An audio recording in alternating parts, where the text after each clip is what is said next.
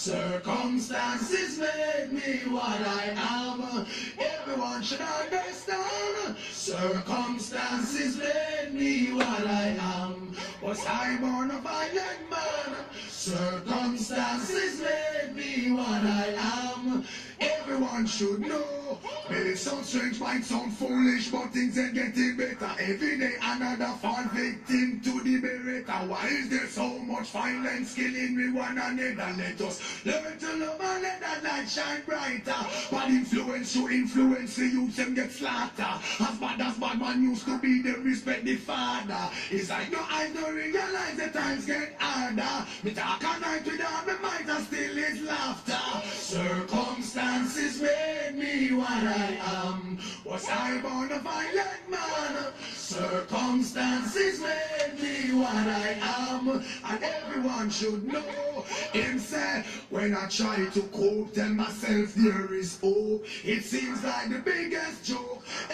And as I put down the gun, still the lads must run. I know employment can't come. And me a jam and a cool, one go back in a school. The system lick me.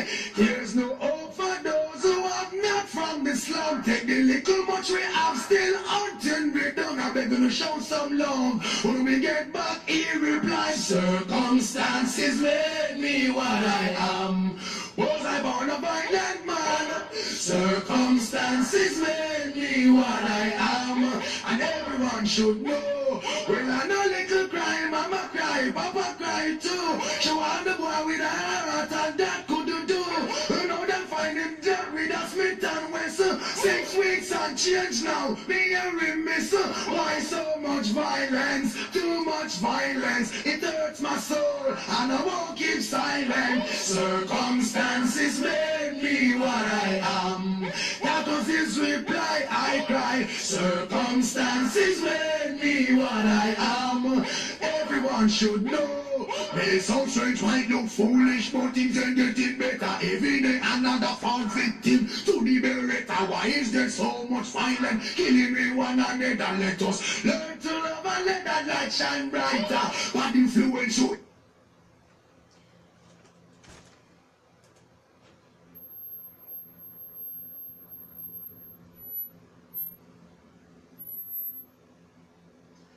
Good afternoon, brothers and sisters. Good afternoon.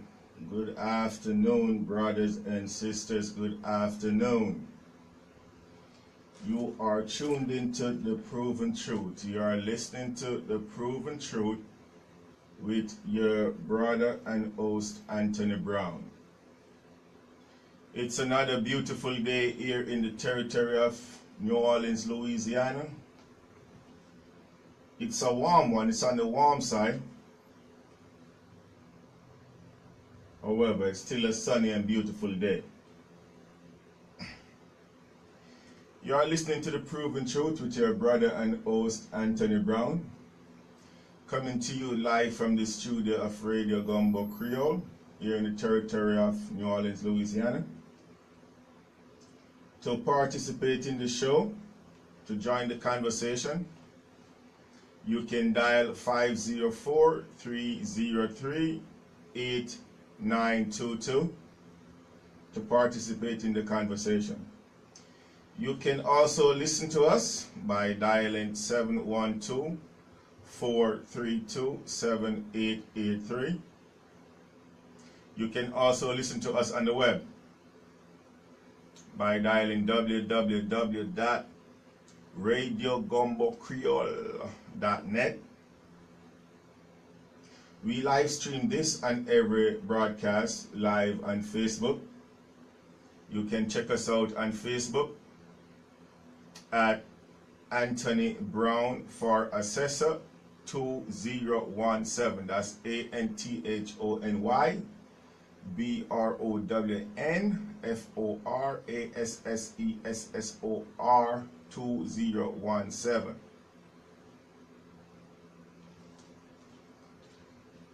The objective of this show is to inform, not educate, to raise a higher consciousness, and to promote independent thinking and independent approach.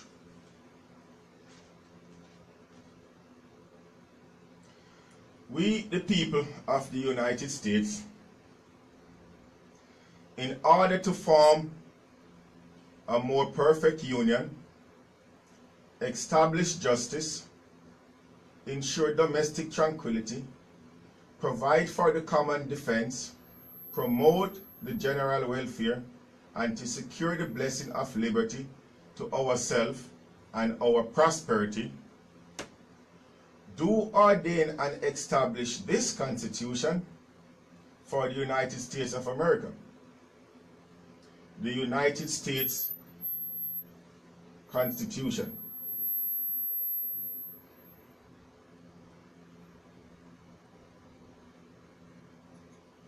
All government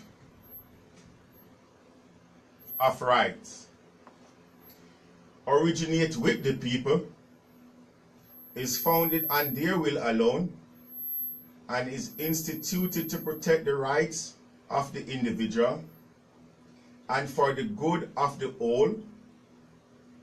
Its only legitimate ends are to secure justice for all, preserve peace, protect the rights, and promote the happiness and general welfare of the people. Louisiana Constitution, 1974.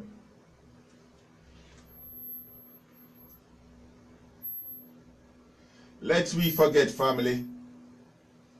Lest we forget. We are still in the month of February. We are still celebrating Black History Month. We recognize the contribution of our ancestors to history, their life's work, struggle, and sacrifice. And it is with this love and this spirit that we say much love to a Marcus Mosiah Garvey, to a Nanny of the Maroon, a Paul Bogle, a Fred Hamilton, a Maurice Bishop, a Carter G. Wilson, a Harriet Tubman, a Thomas Sankara, a Samuel Mackell, a Bookman Juti, a Toussaint Louverture, a Jack Dessalines,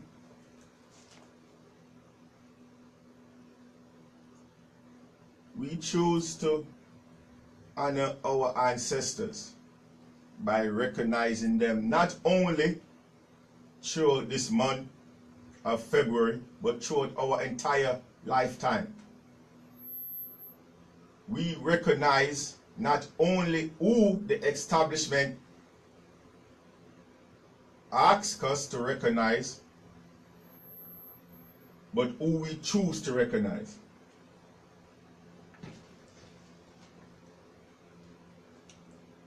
The quote of the day. Having had the wrong education as a start in his racial career, the Negro has become his own greatest enemy. Most of the trouble I have had in advancing the case of the race has come from the Negroes. Marcus Mosiah Garvey. Family, did you hear that? Did you hear that? Most of the trouble I have had in advancing the cause of the race has come from the Negroes because of his miseducation. Marcus Mosiah Garvey.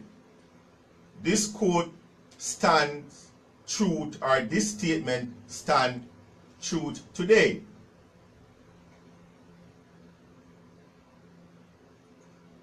We are living in the territory of New Orleans, Louisiana, where the black race, or it is dominantly a black population with black elected officials.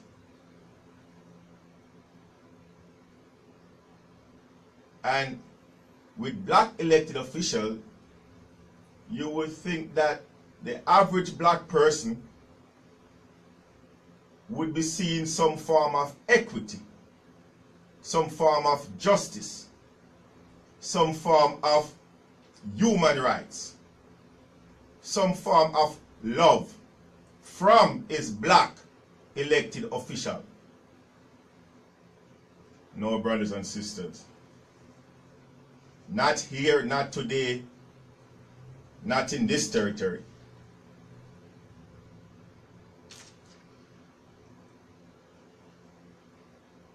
America incarcerate more people than China,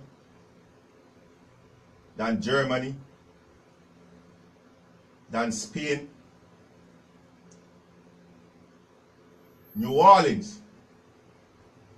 Now, the United States have the most incarcerated person per capita. Within the United States, Louisiana heads the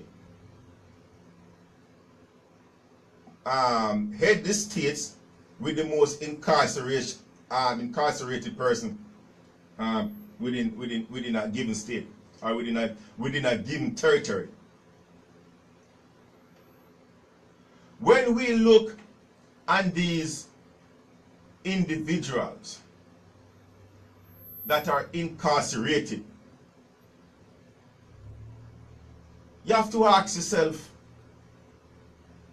what is the crime that these people commit to the extent that they are locked away behind bars, in some cases doing life sentence?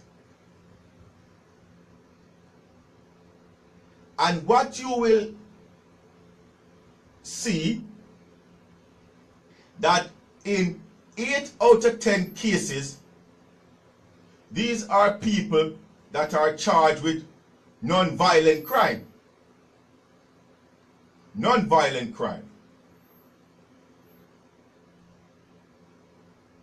Then you have to ask yourself, is it the law structure in that way that we would incarcerate a great population for non-violence, for act of non-violence, causing harm to no one, and in some cases, if there is harm, that harm is to the individual that's presently behind bars? We are strongly of the opinion that the people that are presently in jail are the wrong set of people. We are of the opinion that the people that should be in jail is out here in society, calling themselves government, instituting these laws, creating these laws, just so that they can cover up their criminal acts. You can trace every single criminal act, family, or so-called criminal act, or so-called crime, of the people that presently is in jail. You can trace it back to some activity of someone who you call an elected official or a government, a branch of government. You ask, what do you mean by that, Brother Brown, Anthony? Let me give you an example. have here today in the territory of Louisiana what I choose to call a debtor's court. Again, family, I would encourage everybody to, if you don't have a pocketbook version of the United States Constitution, get it.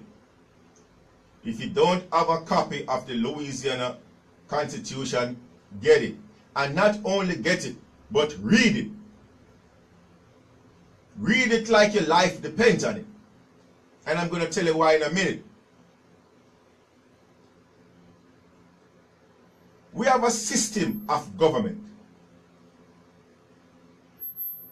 We have a system of government,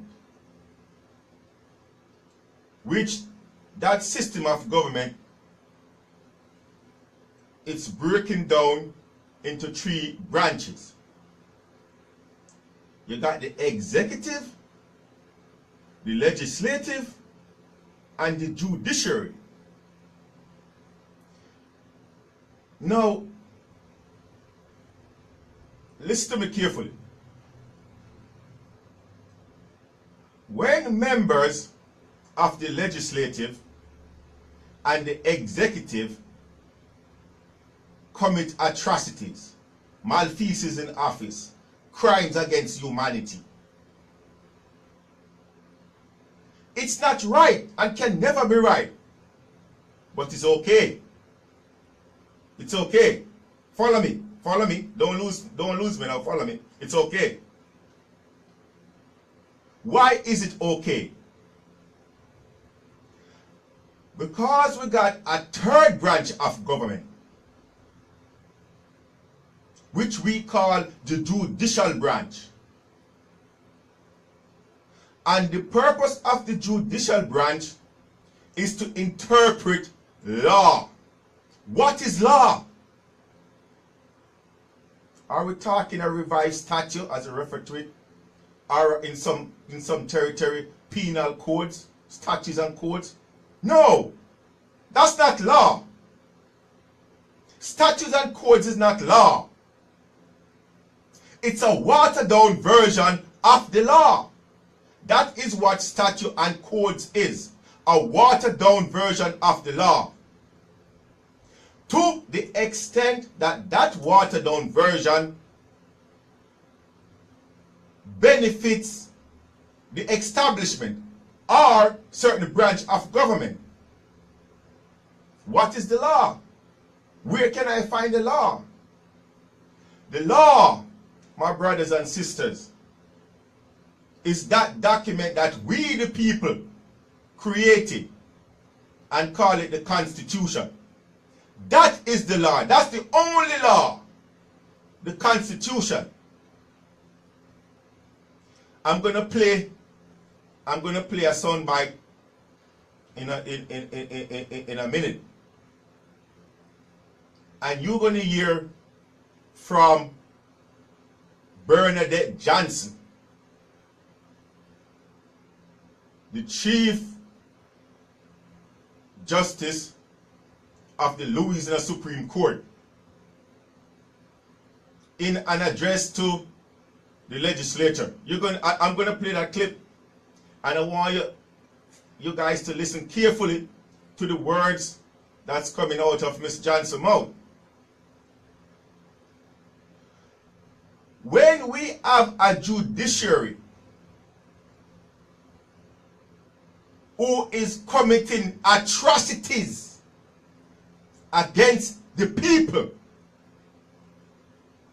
when we have members of the judiciary who fails to abide by the rule of law, who fails to abide by the oath of office, who fails to abide by the Constitution, what good does the judiciary do to us, the people? None, brothers and sisters, none. When you walk inside these courts to seek justice, not the law, When you walk inside these courts, my brothers and sisters, it's not about the law, it's about justice. It's about somebody causing you harm. It's about somebody physically or financially causing harm to you. So you go inside this court, this third party arbitrator, and you say, look, Madam Judge, or Mr. Judge, or Your Honor, or whatever title you want to give to them. And for those of us, or for those of you who don't read the Constitution, and that is the reason why I say it is so important and imperative for you to go and read this Constitution, this document, book to book, cover to cover. Because you will see within this document that the founding fathers, or we the people, talk about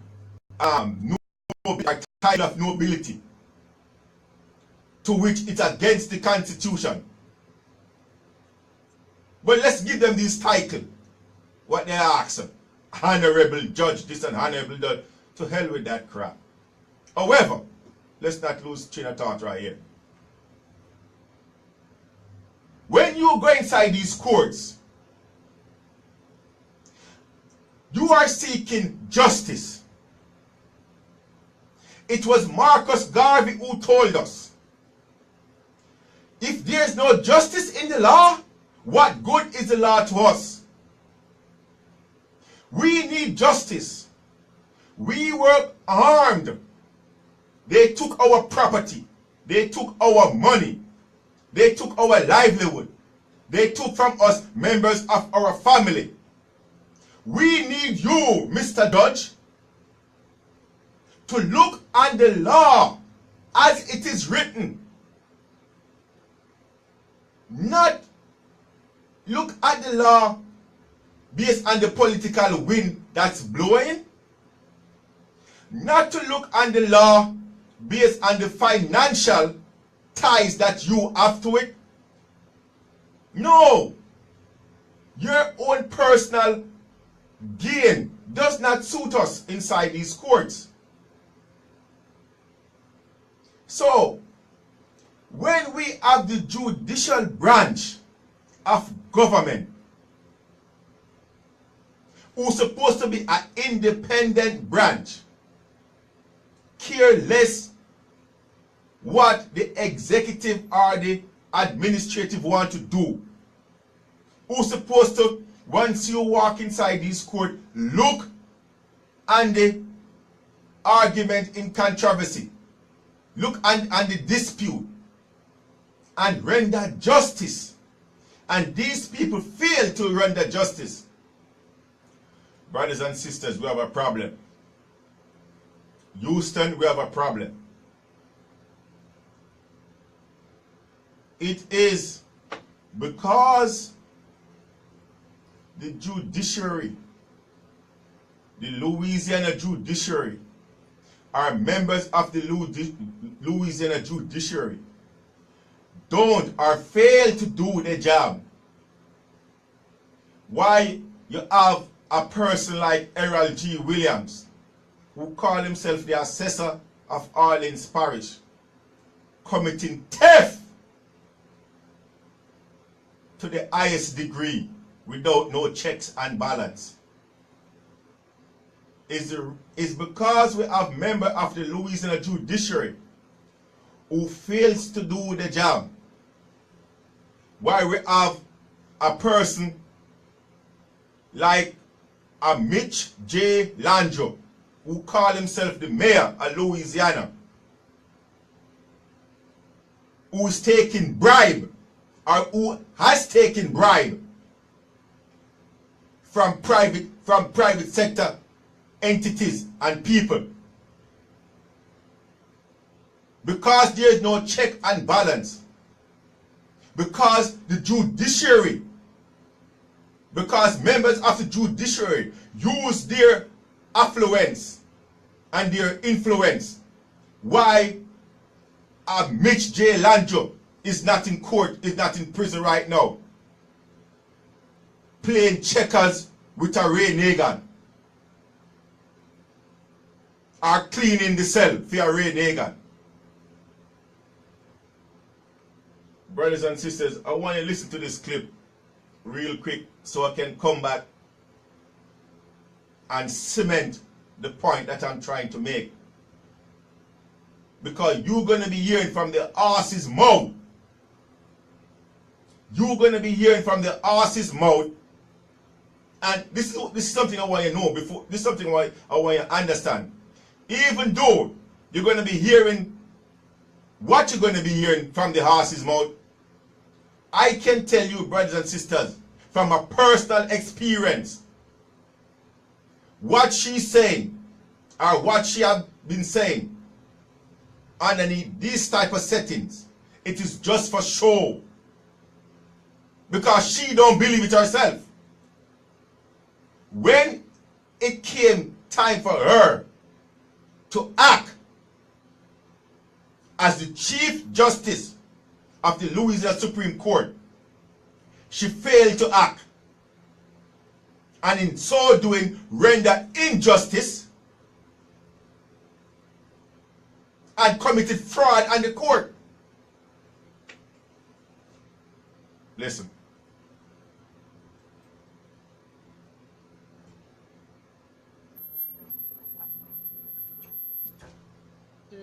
Of the Louisiana Supreme Court. Many of you were able to accept the invitation to join us in New Orleans for my recent investiture service, and I thank you for braving the cold and sharing that day with us. Thank you for the many warm wishes of congratulations and support. Thank you as well to the legislators who were able to attend our recent ceremony when we commemorated the 200th anniversary of the Louisiana Supreme Court. In recognition of this event, over the past year, the court has held oral arguments in the Cabildo, one of the court's original homes. The court met in Sala Capitula, which was the same room where oral arguments were held almost 2 centuries ago. The court also traveled to Natchitoches, another city where the court used to sit many years ago. The next issue of the Louisiana Bar Journal will be dedicated to the court's bicentennial and will include several articles by historians that talk about this historic event. The court will also be producing a booklet similar to the one that was produced in 1813 when we celebrated our centennial. It will include a transcript of the bicentennial ceremony and other articles of interest. Because of the historical interest, we will also disseminate it to schools and libraries around the state so that citizens and students generally will have a document of this historic event. Our respective 2 branches of government have a history of mutual respect and cooperation. And let me assure you that I, as Chief Justice, will do everything that I can to continue to build upon that relationship. This is one of the reasons I'm glad to continue the tradition of these visits by our court to your chambers for the State of the Judiciary address, and I thank you for welcoming us here this afternoon. Thank you as well for the respect, courtesy, and cooperation that you show our judges, our lawyers, our staff, when we present the judicial branch budget requests and other legislation that impacts the judiciary. We thank you also for your time spent chairing and serving on various court committees that are concerned with judicial reform. We want to extend a special thank you to Senator Ed Murray, who chairs our Committee on House Concurrent Resolution 143, which I will speak about in a minute. We also thank Representative John Schroeder, who does a yeoman's job in chairing the multidisciplinary task force on legal representation in child protection cases. We thank Senator Martini for the work that he did in overhauling our indigent defense system. I believe the mutual respect of our 2 branches is based upon a recognition that the legislature and the judiciary are two separate but equal branches of government. Both our federal and state constitutions enshrine this principle of separate but equal, a principle which is meaningless and ineffective without maintenance of an independent judiciary. Although judges in this state are elected, our allegiance is to the Louisiana Constitution and to the rule of law. It is the duty and the responsibility of each judge in this state to apply the Constitution and laws to the facts that are presented, without fear or favor. A judge cannot be partisan, despite which way political winds may be blowing.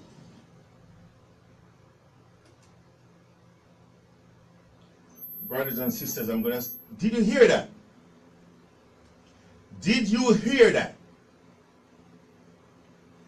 That is Bernadette Johnson, the Chief Justice, Louisiana Supreme Court.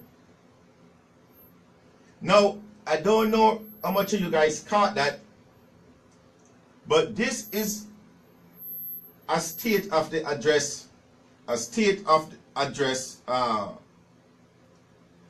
this is the Louisiana Judiciary doing an address in front the Louisiana legislative body. So that it seems to me right there, one, that there's a commingling going on. The judicial branch is saying to the executive branch or the legislative branch, we the judges in Louisiana only go by the Constitution, both of the United States and of Louisiana. We have a mutual respect and a mutual understanding. And without an independent judiciary, there cannot be justice. But at the same time, in her opening argument, she's praising and recommending and scratching the backs of a lot of these legislative members. The presentation went further into making mention that the legislative branch is the branch that delegates the budget for the judiciary. But the key point to note here, that she's saying to this body, we as a judiciary stand independent, follow and apply only the rule of law, and it doesn't matter what way the political wind blows. The rule of law is what must be applied across the board. That's coming straight. That's it. Look, it sounds beautiful. It is politically correct, the statement that the Chief Justice made to the Louisiana legislature. It's not only politically correct, but it's the law. When you go inside these courts and these judges fail to rule on your case or fail to dispense justice based on the Constitution, one, they're not a judge. If they're going to deny you law by quoting some revived statute, some watered down aspect of the law. One, they're not a judge, and two, they're not rendering justice. Did you hear what Bernadette Johnson just said a while ago? No. She is the Chief Justice again. And I'm here to say, to testify, that even though these words came out of her mouth, she is one of the people who disobey this law or this principle, or don't follow these principles, as she know it to be true and correct. When we have judges, activist judges on the bench, when we have judges who don't care about the rule of law, what does that say about our system of equity? When you go inside these courts and you have judges who sit on the bench and don't render justice based on the rule of law, based on the facts, why is it then we have judges, or people calling themselves judges?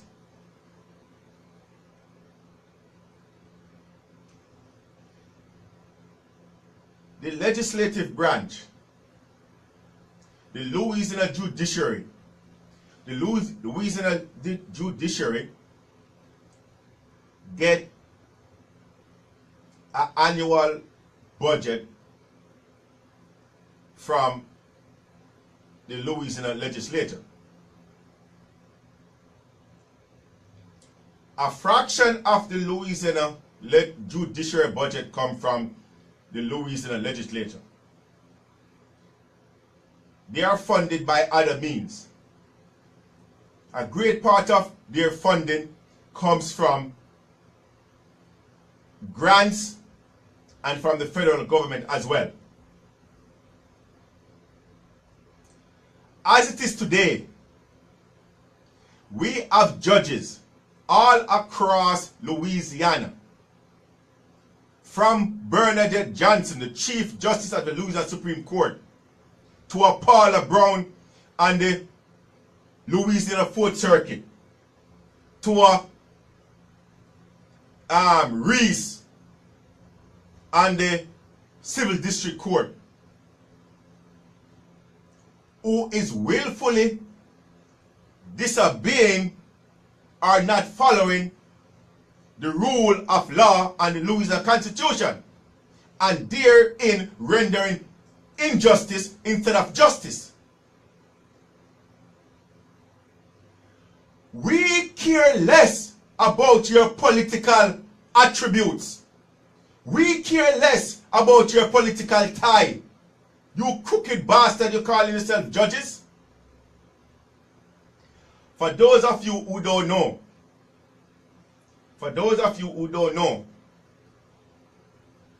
come March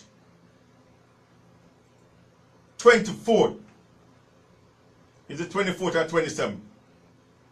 There is a election. Now, there's something else I want you guys to bear in mind now. When it comes on to election for judges, these are one of the times, or these are one of the times when, or one of the races that is not well known or not well publicized. Not well known or well publicized. Why? Because they cannot afford to have people, the average person, coming out there and scrutinizing these candidates that's on the ballot for judgeship. They can't. Because at that point, they will recognize, or people will recognize, that we have politically activist people running for office.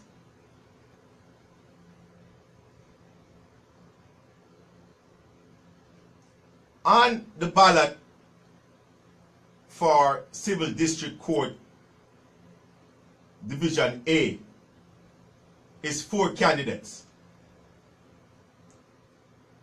4 candidates. 1 Richard J. Rick Duplier, Teresa Harris, Helen Hazer, Richard Pearl. How many of you know about these candidates that's on the ballot running for judge? How many of you know the background or the political activism of these candidates right now running for judgeship? We also have on the ballot for this March 24th people looking to fill the seat on the 4th Circuit Court of Appeal. We got 2 candidates in that race. We got Dale Atkins and Robin Pittman. Now, Pittman, she's actually a judge sitting on the bench right now in Criminal District Court. Her record is out there for all to see. Dale Atkins, who never sit on the bench one day in her life as a judge in the lower court, neither in civil or district court, even though she's an attorney, carry a bar association license or a bar card. For the past 28 years, close to 30 years, she has been the clerk of court for the city of New Orleans, or the parish of New Orleans. Does that give her the right? Does that give her the right or the experience to run for a seat or a vacancy on the appellate court without sitting one day, without no experience in the trial court? Or does that even make a difference? When we know the temperament, or when we know what's going on right now in the territory of Louisiana with these politically activist judges and these corrupt judges, both from the Louisiana Supreme Court all the way to the appellate court into these civil and district courts, does it matter that Dale Atkins never sit in a trial court before? It should, but does it?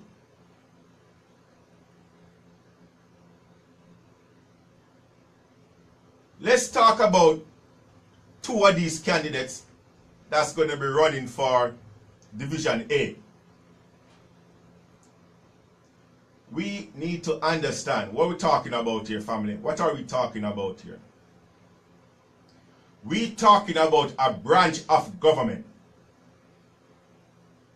the judicial branch. Because the judicial branch are the members, the people that call themselves judges, the people that make up the judicial branch, fails to carry out their duty as judges, fail to render justice, fail to look on the situation as is, fail to look on the Constitution and recognize the Constitution for what it is, fail to honor the oath of office, fail to apply the rule of law.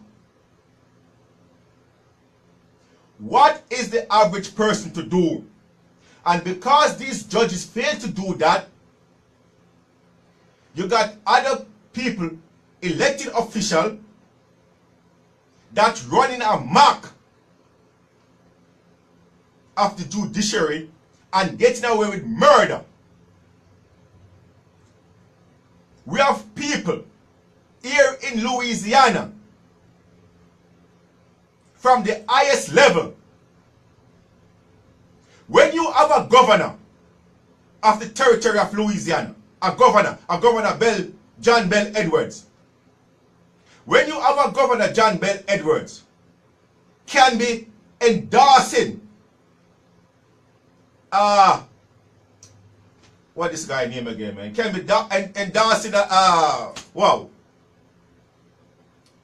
can be endorsing a criminal or a person with a shady character. Can be endorsing, the governor is endorsing or endorse some a person that was on the ballot last October, running for office. Hope his name come back to me right now. I'm getting a brain freeze.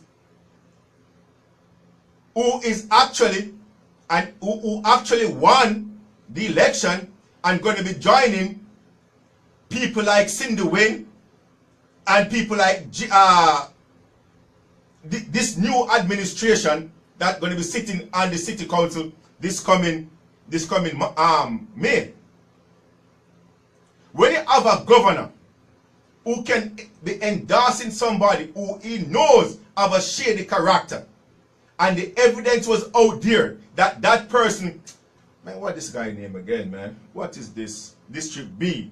The candidate from District B. Somebody remind me of his name. The candidate from District B who won the seat for District B. And the governor is saying telling the people of Louisiana that, look, I endorse this guy because he endorsed me first. Mr. Governor, you endorse a candidate because he endorsed you first. One hand scratches the other. That's why the pay for play. As Stacey Head said, pay for play. You proving Stacey Head to be correct. That's politics here in Louisiana or in New Orleans. Stacey Head stand up on the steps of the criminal court a few months ago, stating that she's fully aware that people is paying to play in politics here in New Orleans. No, I'm not saying that Stacey Head ain't no sin. I'm not saying that Stacey Head is a sin, because she ain't. But there's times when you just cannot hold the truth, or you cannot stop the truth from coming out. Here is the governor, John Bell Edwards, endorsing a candidate on the ballot, even though evidence is out there, at a minimum, that this candidate who is running for office to fill the vacancy on the city council, New Orleans City Council, at a minimum is participating in shady and unscrupulous activity with willful intent. You're going to endorse him, Mr. John Bell Edwards, and say, oh, because he endorsed me first? Really? It doesn't care that this person is breaking the law by attaining 3 homestead exemption, 2 here in Orleans Parish and 1 in Baton Rouge. You don't care about that, Mr. John Bell Edwards. But you have a right not to care about that, because you know that no charges will be levied against you by your AG won't file a charge against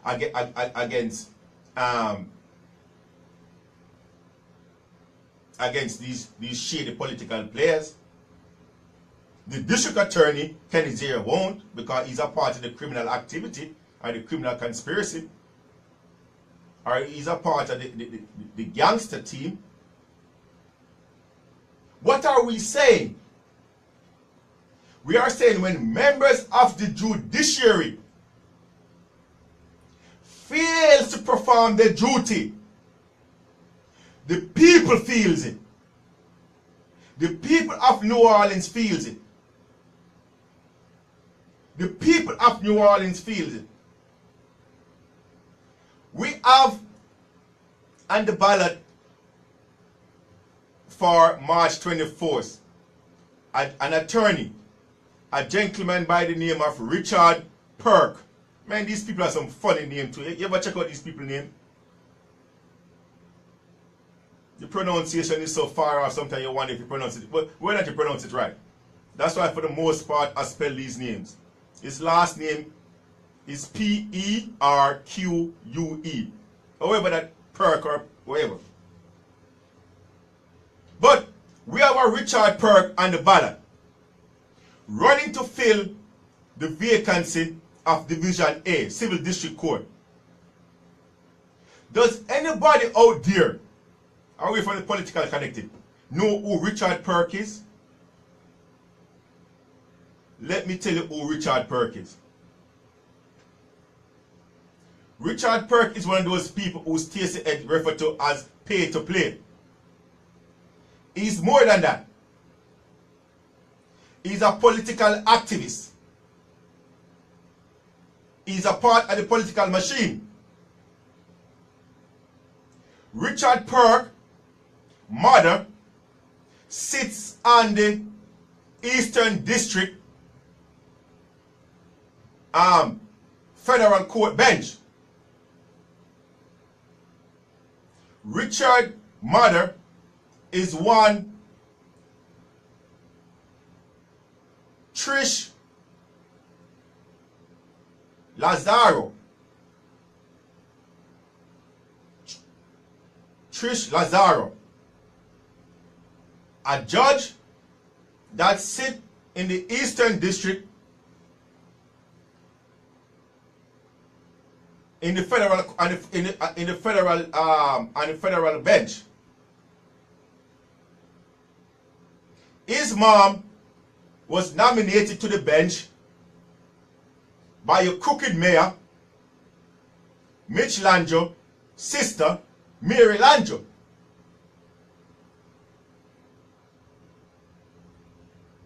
Crooked Mitch Lange, sister Mary Lange, nominate Richard Perk, mother Trish Lange, to the federal court bench. Obama endorsed it. Richard Perk last October in the New Orleans local government election was politically active, utilizing a law to remove candidates from the ballot, grassroots candidates from the ballot, for the political machine. A law to which he knew as an attorney, he knew as his mother being a federal court judge, that this law wasn't applicable to the people that they was applying it to. However, because the political machine wanted to control who is on the ballot, they used Richard Perk. Now Richard Perk went after a candidate. Man, this sounds like some soap opera. This sounds like something straight from Hollywood. Richard Perk went after a candidate that was on the ballot for last New Orleans local government election, October last year. That candidate was removed from the ballot by one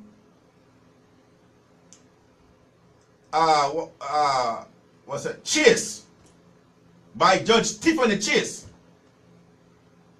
Tiffany Chase at the time was the district court judge in Division A. Now, watch the listen to the saga now. Watch, follow the saga. Follow the saga. Tiffany Chase, at the time, was Judge Tiffany Chase, Civil District Court, Division A, seeking a seat on the 4th Circuit Court of Appeal, running for higher office for the appellate court. Richard Perk took a candidate or give evidence or statement on a candidate that was on the ballot who the political machine didn't want to be on the ballot, give that evidence or so-called evidence to Tiffany Chase, and during this kangaroo process, during this mockery of a trial, they removed the candidate from the ballot. Tiffany Chase was fully aware at the time and even before that what she was doing, there was no legal basis for it, or it was wrong, or that the so-called law or the evidence that she had in front of her wasn't applicable to the candidate at the time. But again, Tiffany Chase was on the ballot seeking higher office to the 4th Circuit Court of Appeal. Tiffany Chase fully know or is associated with Richard Perk. These people know each other. One hand washes the other. One back scratches the other. You do for me and I do for you. Now, Richard Perk is now vying for a seat on the bench for District A. Tiffany Chase is now in the 4th Circuit Court of Appeal.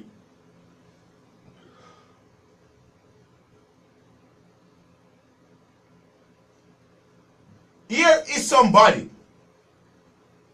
who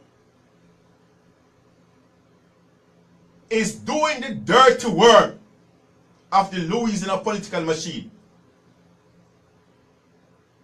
Here is somebody who have his mom, the person that gives birth to him, sitting on the federal bench in the Eastern District of New Orleans.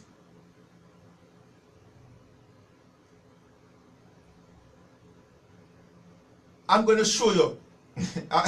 I'm going to show you how corrupt and dirty these people who you will look upon as people with moral and people who are supposed to have high standing is. Richard Perk, mom, sit on the bench, is a judge in the Eastern District of New Orleans, Federal Court, 500 Parger Street. A federal complaint was filed based on the activity that went on in the local government election here in October of last year. The case was given to Richard Perk mom, Trish Malanzo. Do you think it's a coincidence that it was Richard Perk mom, Trish Malanzo, who received the case or the complaint? I don't. If you think so, I don't, my brothers and sisters. I don't. It's no coincidence. Follow the trail. Follow the crumbs. It's no coincidence that when the case was filed in federal court in the Eastern District, it was assigned to Trish Molanzo, Richard Perk's mom. She got the case. Now, I know we jump really quick from the state courts to the federal court, but what we are doing here is an attempt to connect the dots, to make you draw your own conclusion, to show you what it is that we are talking about when we talk about a corrupt judiciary. When we say that we have no confidence in these courts. Now look, for those critics out there, and for those politically, for members who is associated, for those of you who is associated with the political machine. Again, the name of this show is The Proven Truth, not the Anthony Brown Show. It is The Proven Truth. And if you think that what I'm saying is false or is ridiculous or could never be true, or that I'm full of crap, or I'm just here talking because I got a mic and a headphone, you go and look on the Louisiana Attorney General. The complaint that the Louisiana Attorney General Jeff Landjo filed against Latoya Cantrell, the mayor-elect. It was stated in the complaint to the point where it is right now that they have called an outside arbitrator. But it has been stated in the complaint by the Louisiana Attorney General. This is a big baller. This is somebody with many degrees. This is the highest ranking legal official in the territory of Louisiana. What did he say about the judges in the civil district court? What did he say? There was not one among them who could sit in judgment of that case. There was not one. No, that is coming straight from the mouth of the Louisiana Attorney General. Now, if the Louisiana Attorney General can say, and look, again, brothers and sisters, you have to understand and recognize what's going on here. When people like the Attorney General, Jeff Landjo, and Stacey Head, the at-large member on the New Orleans City Council, make certain statements, and other people make certain statements, which is actually factual, you have to recognize why these people make these statements when they make these statements. They are not making these statements because they want to give Anthony Brown ammunition or somebody else out there ammunition to use against them or some other political or what we call elected officials. No. They are making these statements because one, these statements are true and factual, which they cannot deny. But the most important reason is because they find themselves in a position where they are going up against people of their own caliber, but at the same time, these are people that they are not seeing eye to eye with. You understand what I'm saying? If Kenny Zero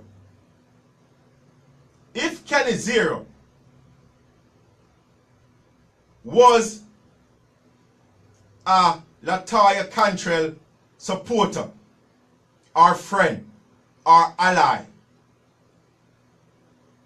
Jeff Landry would have never gotten the case.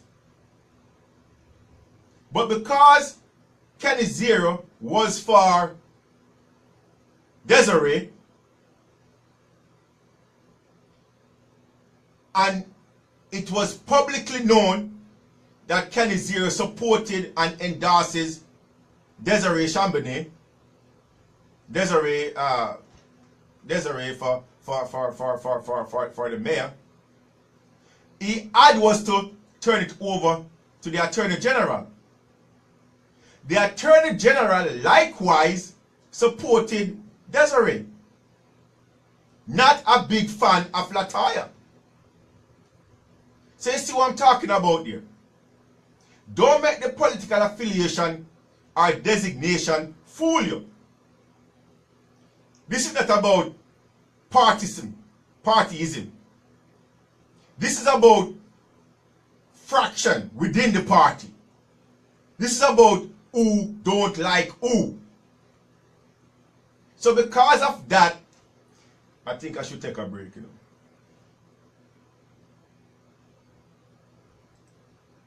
Let's take a brief break and come back to this. You don't need a night fight now first. Cause everything them say them rightful won't belong to us. My father don't tell I night everything shall fall to I night is a must. So Babylon set the liberty every day another one bite the dust. My Lord, you don't have to say you're sorry for all the wrongs that you have done. I don't want to hear sad story, cause the damage already done. Oh, the damage already done. Broken bones and wounds need tender repair. Hang on, brother man, don't despair. Although we forgive 7 times 7, still the damage already done. So much damage already done. Stop and listen now, mind, to meditation's time. Going straight to your mind, to your wicked and mind. Only where you can deal with these vibes is to free up your soul and mind. Yaga, yaga, yaga, yaga, yaga. You don't have to say you're sorry for all the wrongs that you have done. I don't want to hear sad story, cause the damage already done. Oh, the damage already done. Everybody wants their peace of mind, trying to justify how they deal with mankind. Sometimes I wonder how they sleep at night time when all the damage already done. Oh, the damage already done. Stop and listen a while to meditation style. Going straight to your mind, to your wicked and mind. Only where you can deal with these vibes is to free up your soul and mind. Ayaga, yaga, yaga, yaga, yo. You don't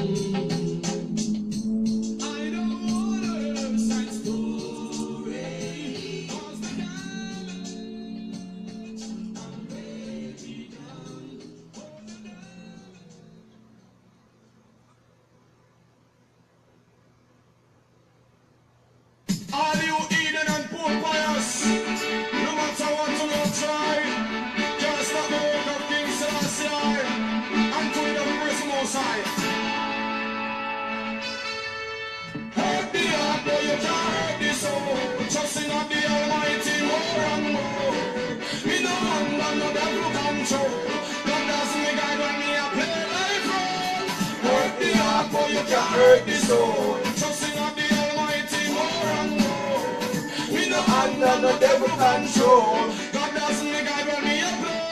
Where me love him and him kingdom me have a tour. Love me so much me want to kick off my door. Just for receiving more and more. Every day he then broke out like a sword. Good over evil and Tony be sure. No live king stand but me live a port more. When me meditate upon the seashore. Talking to the rich and also to be poor. Hurt me up. Hurt the heart, but you can't hurt the soul. Hurt the heart, but you can't hurt the soul. Anthony B. You are listening to The Proven Truth. You are tuned in to The Proven Truth with your brother and host, Anthony Brown. You can participate in the program by calling 504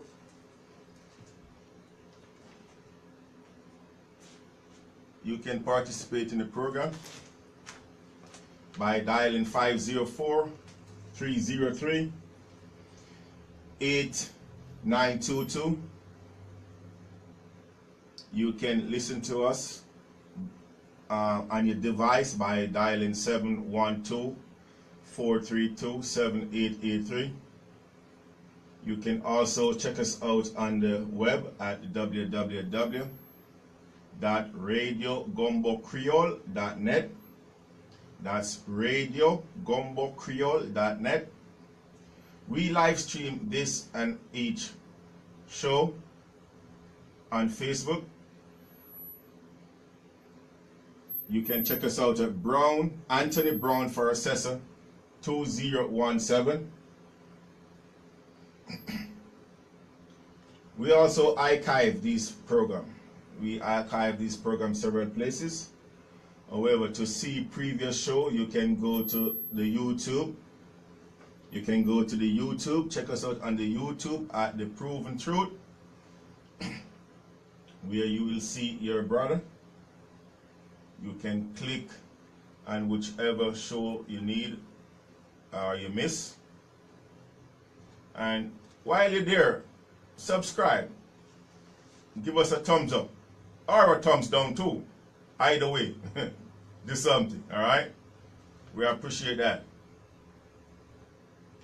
Again, you are listening to The Proven Truth, coming to you live from the studio of Radio Gumbo Creole here in the territory of New Orleans, Louisiana.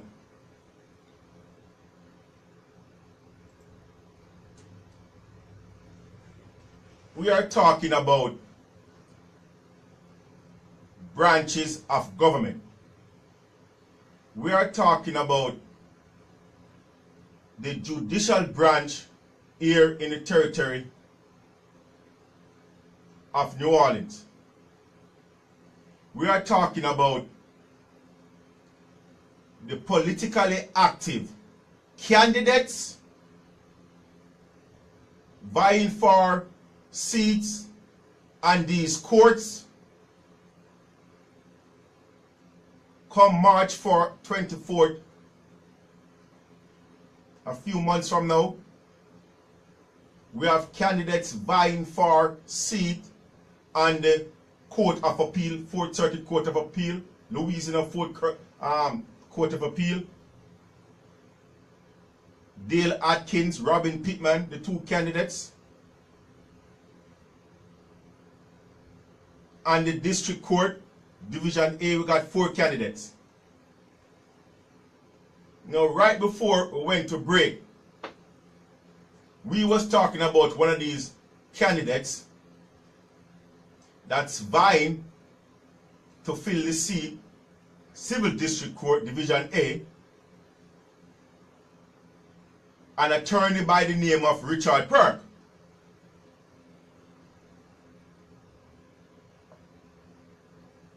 We was establishing, for the listening audience and for those of you following us on Facebook, we was establishing the trail, the cookie trail, the corruption trail, the money trail, the political machine trail. We was connecting that for you. real quickly, real briefly, for those who miss it, we are saying that it is important for the people of New Orleans, based on what is happening now, based on the fact that we cannot get justice inside these courts, based on the fact that these judges come sit on these benches with conflict of interest, based on the fact that when these judges rule, it's not about the rule of law, it's not about the Constitution, it's not about the oath of office, but it's about that political connection, that group of people that they cling to. It's about their financial well-being. As you will see in a short time, we're going to get to in a short time, it's about the retirement, the supplemental compensation fund. That's what it's about. They are looking for a comfortable retirement. And we have the most incarcerated people here in Louisiana. A lot of these people that sit on the bench and is in public office, they are supposed to be behind bars as we speak. We know that for a fact. We know that for a fact. We have people right now that sit on the bench or that's in public office. We have members of the Orleans City Council who are supposed to be attorneys, who no longer can practice law because of their corrupt behavior. Not only lose the privilege to practice law once or twice, but several times. To the point now that they are saying, look, I ain't going to practice law no more. I don't care about practicing law. Yes, because of their political connection right now, maybe he's set for life. We're talking about people like a James Gray. What we are saying here is, when the average man and woman cannot do what these political players or these people that we are elected to public office do and get away with it, these political players ain't supposed to get away with it neither. And when the justice system or the injustice system, because that's what it is, fails to render justice, we the people must talk out. We the people must revolt. We the people must stand up and make our voices be heard. We have a Richard Purr vying for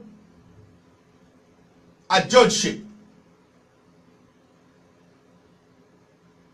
who we know for a fact that he was politically active, doing the work of the political machine. People like Richard Cedric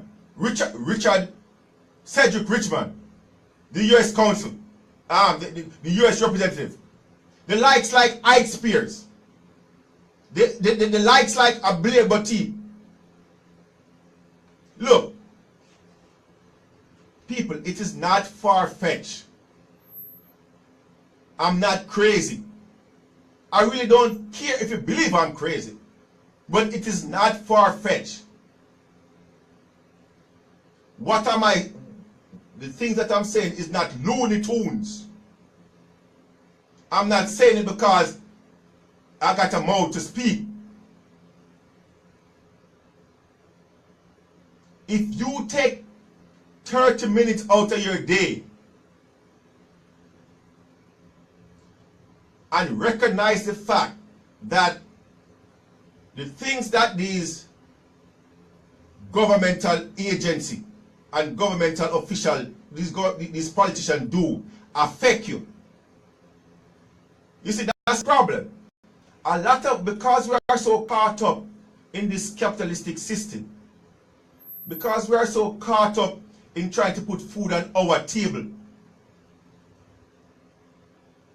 it was designed like that, brothers and sisters, so we wouldn't have the time of day to scratch our asses, and so that these political players can do or run amok of the system. If they are not checking themselves, if each branch ain't checking the other branch, and we the people fail to check all branch, we the people are at fault. And when we the people recognize that the branch who's supposed to regulate justice fails to do so, we need to speak. We know, as it is right now, that on the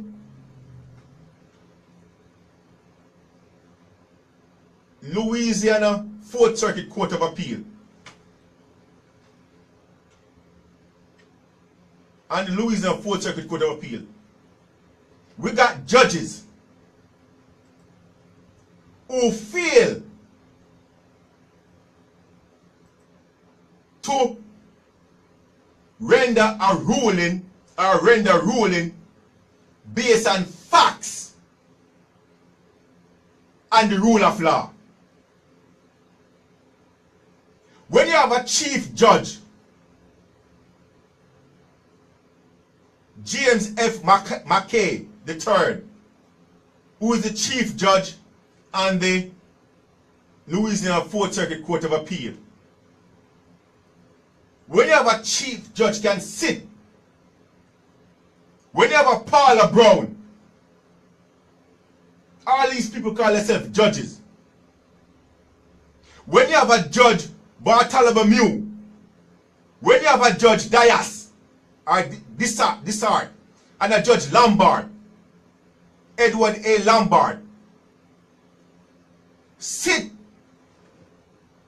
in judgment, and because of their political connection, because of their political ties, fail to render justice. What must the people of Louisiana do, or New Orleans do? Sit by the wayside and say nothing?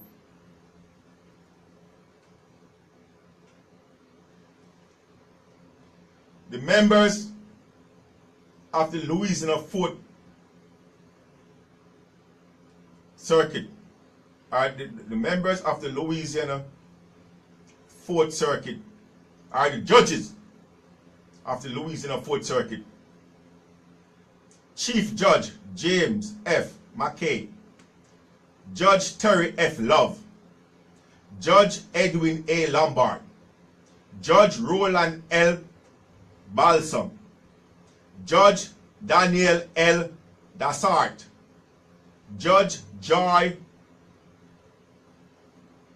Lobarno or Rhino, Judge Rosemary Ladette, Judge Sandra Jenkins, Judge Regina Woods, Judge Paula Brown, Judge Tiffany Chase.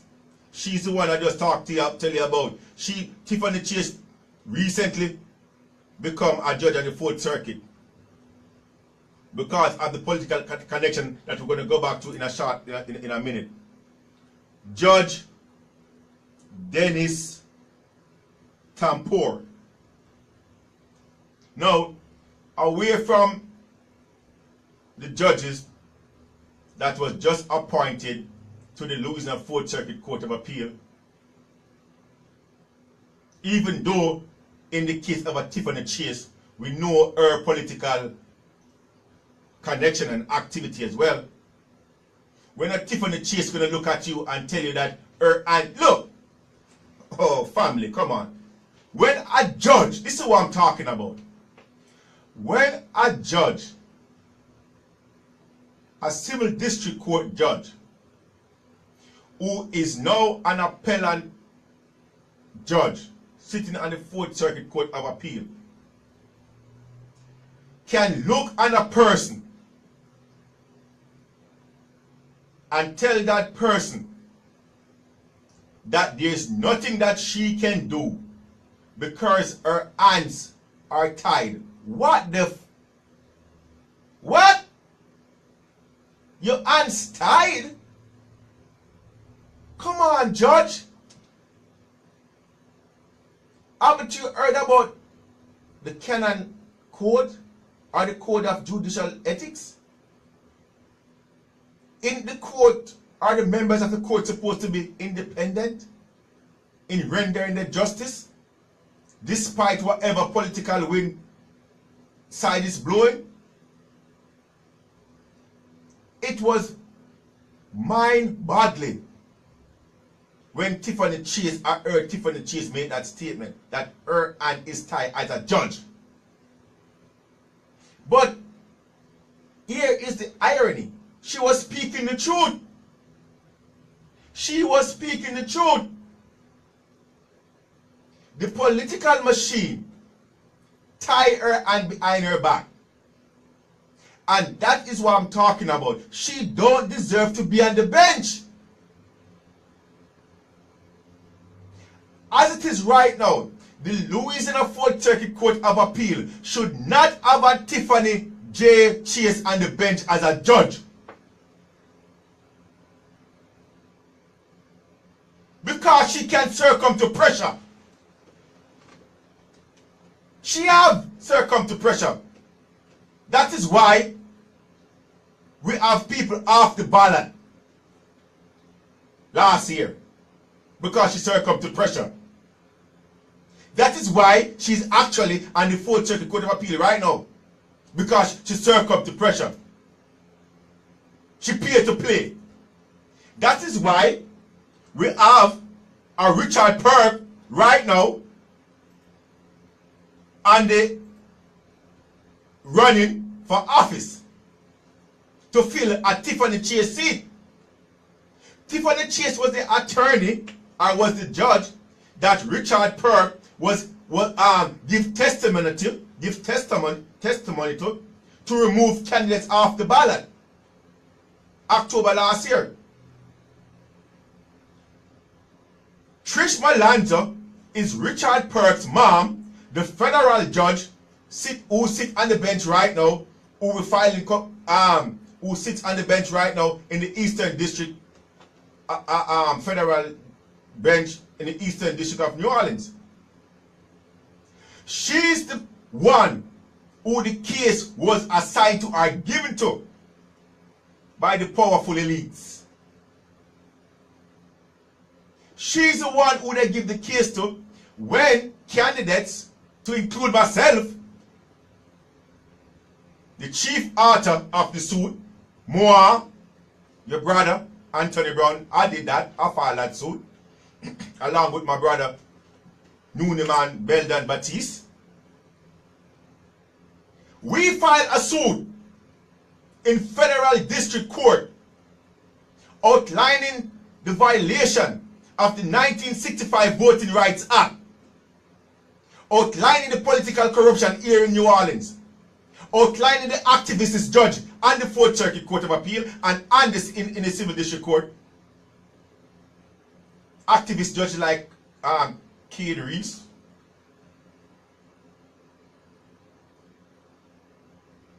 And they assigned the case to this guy who is now running for office, Richard Perk, mom. Richard Perk was the one who gave Tiffany Chase evidence against candidate, willfully knowing that the evidence was false and wrong and wasn't applicable. Tiffany Chase didn't accuse herself. Tiffany Chase didn't say no and rule in the favor and rule against the political machine. No. She ruled for the political machine. And disqualify a qualified candidate. Now, here we have in the federal court, Richard Perk mom, Trish Malanza, getting this case, knowing from day one that based on our oath of office, listen to what I'm talking about. Based on our oath of office, based on the Constitution, based on judicial premise, she was supposed to accuse herself from the case. She didn't. Because she was given the case by the political elite, the political machine. It wasn't after we went in the court to face this criminal, what we call a judge, this political actor, what we call a judge. Recognizing the fact that certain basic concept,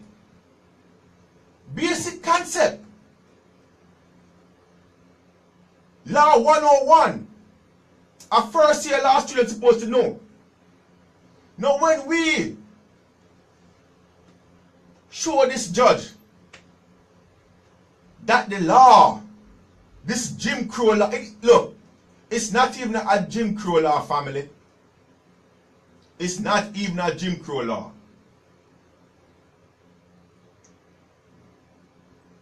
As it was, it's not a Jim Crow law based on when it was done, how it was done, and for the purpose it was done. It was not Jim Crow law. But willfully knowing that the law that they used wasn't applicable to us. When I went in front of this fraud, calling ourselves a judge, a federal judge, when I went in front of Mitch Lanjo, this crooked mayor, your mayor, not mine, the crooked mayor, Mitch Lanjo, Sister Mary Lanjo appointed judge. Follow the connection. Trish Malanza was nominated to the bench by Mary Lanjo. Mitch Lanjo, this crooked mayor here in New Orleans, sister. When we went in front of her and we say, look, the first thing that this court must establish away from jurisdiction is the fact that the law that the Louisiana Supreme that was used in the courts here in Louisiana was not applicable to us. And we outlined certain other fundamental principles. She sit back in her chair, scratch her head, look up in the ceiling like she was lost, like she's Alice in Wonderland, and knew your brother knew something was wrong. You don't need a 4-year law degree. You don't need to spend years in law school to recognize when something was wrong. God give you that. God give you common sense. They don't like when you use common sense inside this court. They hate it. Common sense them inside this court is an antidote. It's like putting up the cross. They don't like it. These so-called judges don't like when you use common sense or when you show them the law. They don't like when you come inside here and you show them the law. They don't like when you come inside here and you call yourself a proper person. They don't like when you come inside here and represent yourself. They don't like that. Why? Because you ain't a member of the Bar Association. And as a member of the Bar Association, they can sanction your ass They can tell you to be quiet. They can take away your livelihood. They cannot invite you to any parties that they keep. They cannot recommend you as a good old boy or a good old girl. They don't like that. So when you come inside here as a proper person, like a lot of us is doing right now, and a lot more of us need to do, they don't like that. Because you're going to put on paper what needs to go on paper. They don't like that. So when we walk inside the court and we see her body moves or her body motion, and we recognize that for her to be a federal judge, there is certain basic concept that she must at least have. And she didn't portray having the knowledge of a first year law student. Your brother knows something was wrong right off the bat. We recognize it. We recognize game. We recognize the fraud that was being committed on the bench by this crooked federal judge, Trish Malanza, calling herself a judge. Richard Pert, mom. What was she doing on the bench? She was protecting her son. Here is this federal judge, Trish Malanza, protecting her son. Activity about to rule in our case, and activity that she know her son Richard Pert was actively participating in, illegally and wrongfully. She know this. What did we do as smart individuals who use critical thinking and common sense? That's all we use now. Critical thinking and common sense. That's it. You need a goddamn law degree? For what? 8 out of 10 people right now who have law degree. Look. To be an attorney. Look, I have friends all over this country, both on the East Coast and the West Coast, who have law degrees, who are practicing law. And they tell me behind closed door, nothing behind closed door, I want to meet privately. I got people who we are not even friends, but just through mere association. They tell us they do things inside these courts which they know is not ethically or morally correct, nor even legally correct, or right, or righteous. But they term it as the system. Look, we have to work with the system now. I got a family, I got a wife, I have a mortgage, I got insurance to pay. It's a system. And I'm saying to you, grow up here. Grow up here. So because you look, I got this one, look, I ain't gonna call his name because, you know what I mean, maybe sue me ass for calling him without his permission. I got this one friend. He's a brilliant guy. And he's an attorney. And the first case that he took in court, he lost. The very first case, he lost. It wasn't no fault of his own that he lost the case. But he went inside there with ignorance. Just like a lot of us do. Went inside there in the court thinking about it was about equal rights and justice.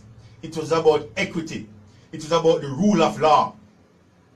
It was about the Constitution. It's about the oath of office. He actually went inside here thinking that, yeah, that's how it works. And got the shock of his life.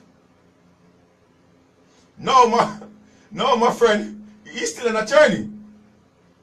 But he's not practicing law. He's an accountant. He got caught up in the capitalistic system. And he was like, look, Anthony, forget that shit. I prefer go to here and make my money other way because I ain't going over there to mess over nobody. You see, what people don't recognize, you know, these so-called attorneys, or these attorneys, their duty, their first obligation is to the court. Is to the court. They are what is known as officers to the court. It's not to you. It's only a few attorneys.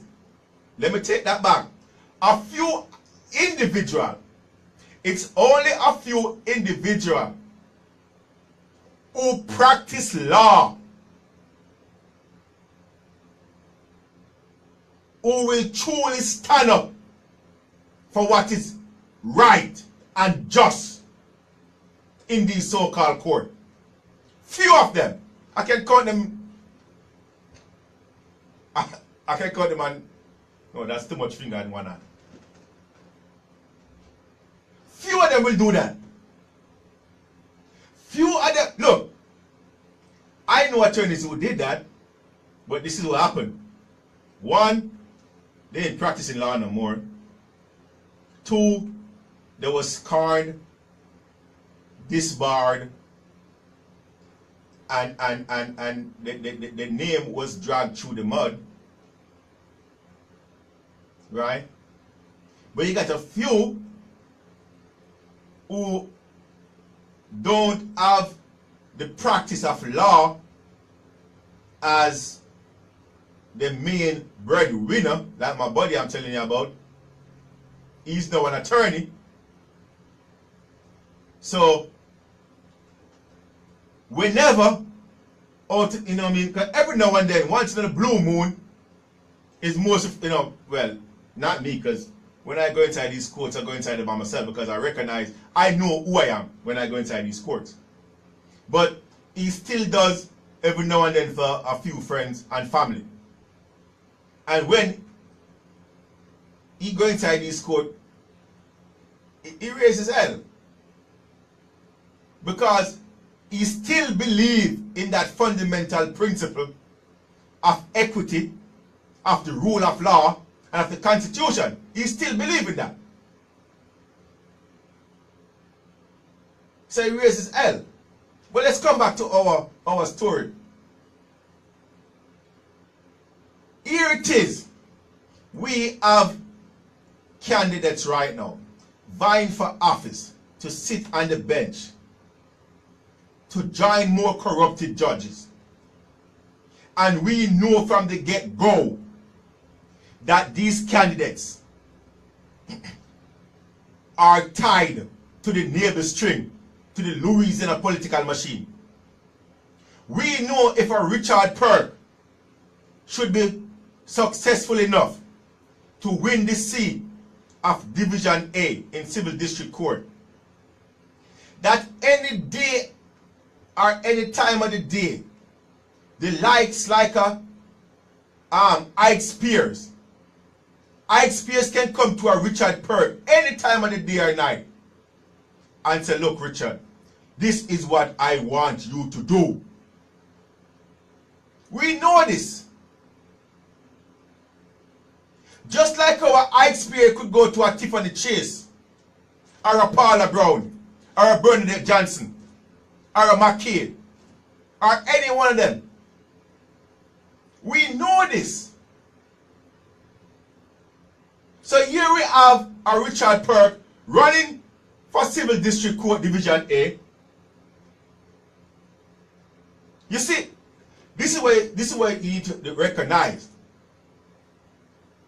The political machine must ensure that they put people in place so that when certain things arise, they got agency ready and waiting to execute their order. It's just like what's going on here in New Orleans with Mitch Landrieu. Do you get Mitch Landro? His sister just came off of the 4th Circuit Court of Appeal bench. She was on the bench for a long time. And she just left Judge Landro. She just left the 4th Circuit Court of Appeal and take up a position as a dean of this law school here in New Orleans.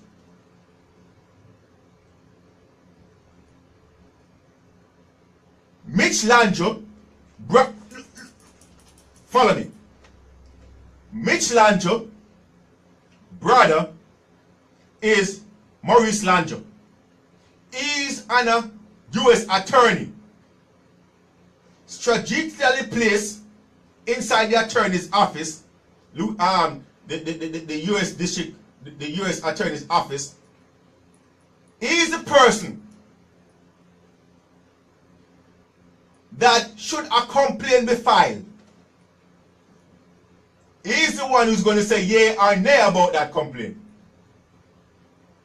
You see what I'm saying? He was placed in that position. So any complaint come to the U.S. office about Mitch Landro, his brother, Bob. I got you, bro. I got you, bro. His sister was on the 4th Circuit Court of Appeal. So should in case something slip through the Civil District Court and go to the 4th Circuit Court of Appeal, there was a sister in place. Bob, I got you, bro. This ain't going nowhere. It is the same thing. It is the same thing with these candidates running for judgeship. The political machine is placing a Richard Perk. Now look, we're talking about a Richard Perk, you know? And we need to inform. We need to inform. That's the objective here, is to inform, not to educate. You go educate yourself by doing more research. We are saying to you, as it is right now, here is a Richard Perk, politically connected, across the board, to the point where his mom is sitting on the bench in federal district court. The political machine, they strategize and put people in place on these benches, in these courts. They pick and choose who they want to sit at the bench at any given time. By kicking off somebody and putting on somebody.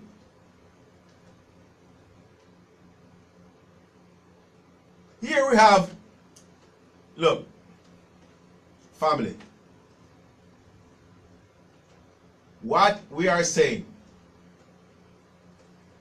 when that branch of government fails us, that branch that should render justice, uphold the law. They said justice is blind.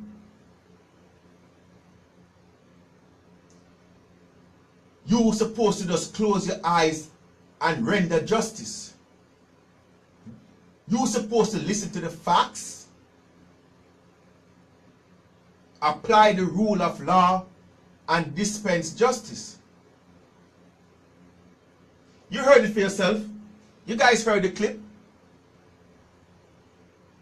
from Bernadette Johnson. We don't care where the political wind is blowing.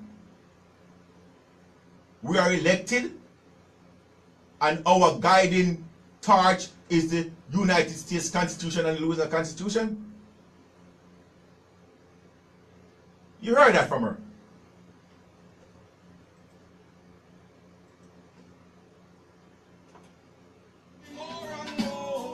Me no under no devil control. God does me guide when me a play life role.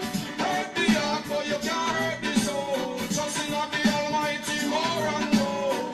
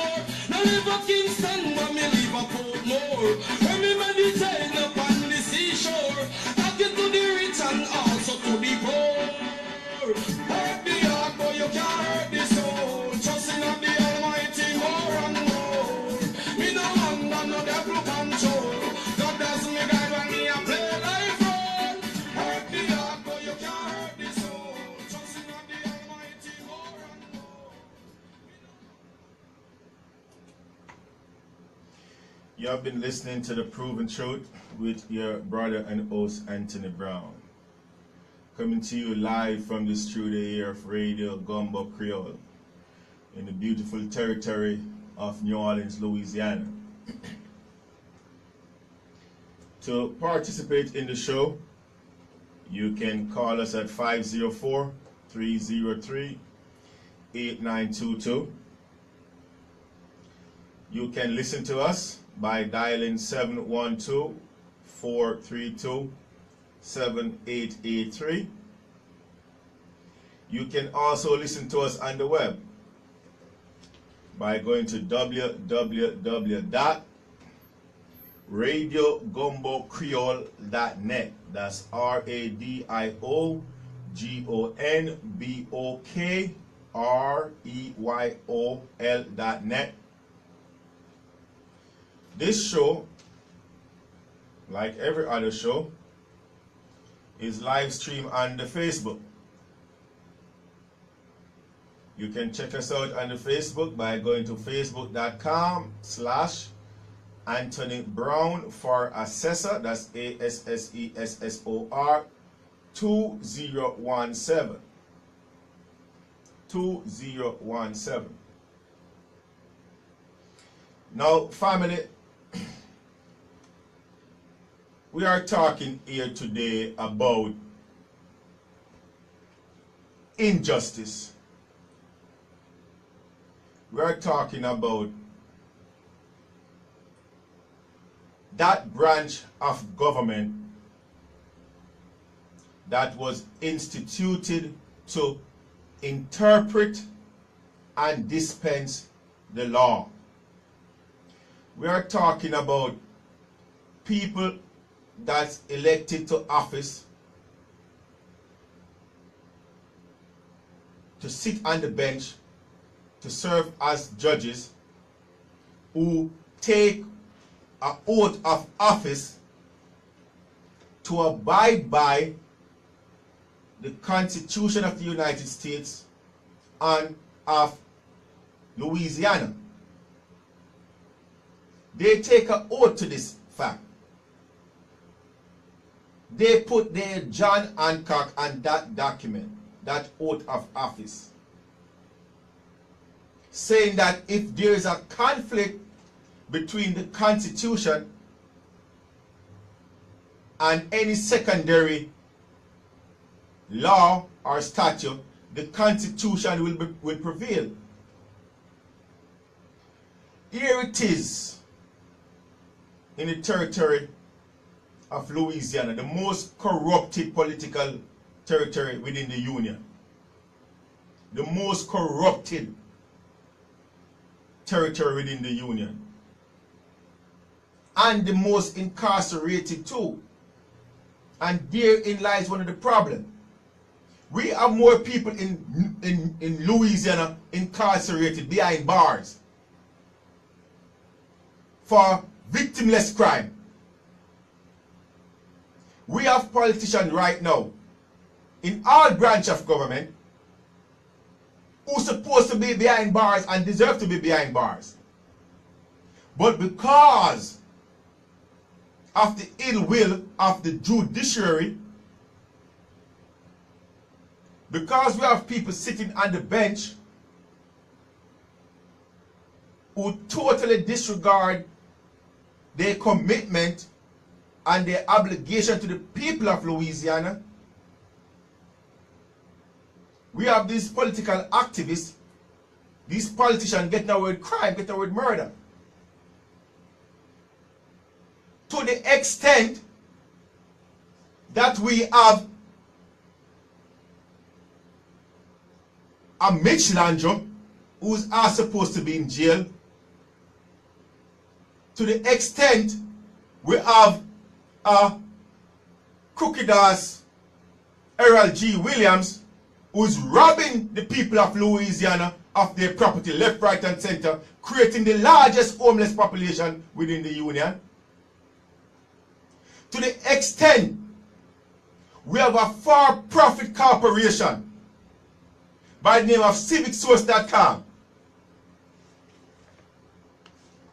a for-profit corporation by the name of civicsource.com, who is conspiring with the likes of a Mitch Landro and a Errol Williams to rob people of the property, what is rightfully theirs. Look, if you go to the Constitution, Article 1 of the Louisiana Constitution, family, go to Article 1 of the Louisiana Constitution and read it. Go to Article 1 of the Louisiana Constitution and read it. It will tell you. No. Oh my God. Family, look, we're having too much fun here. You know, where's the time, man? The time fly past so quickly. This is the shortest 2 hours ever. Look, this is an issue, family, that we will come back to. This is a topic. This is a topic that we will continue to expound on. But